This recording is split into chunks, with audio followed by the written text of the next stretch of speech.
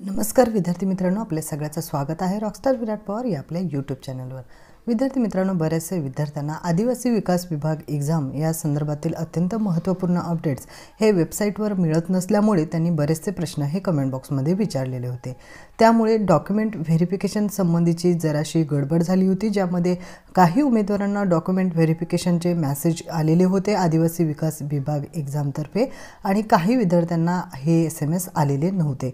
आणि ज्या विद्यार्थ्यांना SMS आलेले नव्हते त्यापैकी बरेचसे उमेदवार हे जास्त गुण संपादित केलेले होते, तरी सुद्धा त्यांना मेसेजेस आलेले नव्हते। तर त्या संबंधीची अत्यंत महत्त्वपूर्ण सत्यता आपण या व्हिडिओमध्ये पाहणार आहोत। तत्पूर्वी तुम्ही आपल्या चॅनलला सबस्क्राइब केलं नसेल तर लवकर सबस्क्राइब करून घ्या आणि असेच अत्यंत महत्त्वपूर्ण अपडेट्स जर तुम्हाला आदिवासी विकास एग्जाम बद्दलचे हवे असतील तर त्याच्या प्लेलिस्टला रेग्युलरली व्हिजिट करीत चला, जेणेकरून तुम्हाला हे सगळे अपडेट्स एकत्रितरित्या प्राप्त होतील।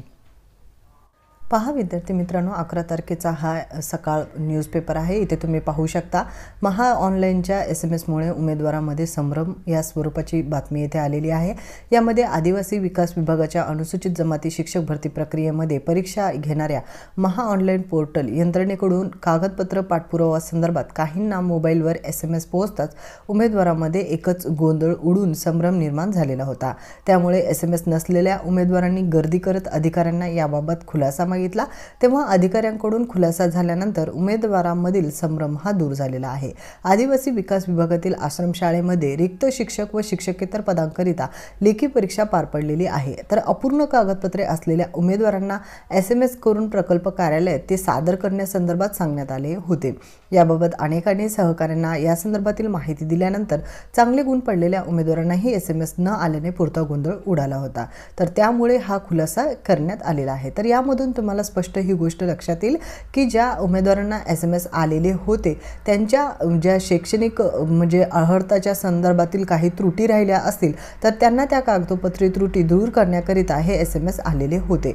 तर त्यामुळे काही ज्या उमेदवारांना जास्त गुण असलेले उमेदवार होते, ज्यांचं नाव नव्हतं, त्यांनी आता कुठल्याही प्रकारची चिंता न करता येत्या कालावधीमध्ये येथे पात्र आणि अपात्र उमेदवारांची यादी येईल। त्यामध्ये तुमचे शैक्षणिक अर्हतेनुसार गुण बाहेर दिले जातील आणि या संदर्भातील माहिती सुद्धा प्राप्त होईल।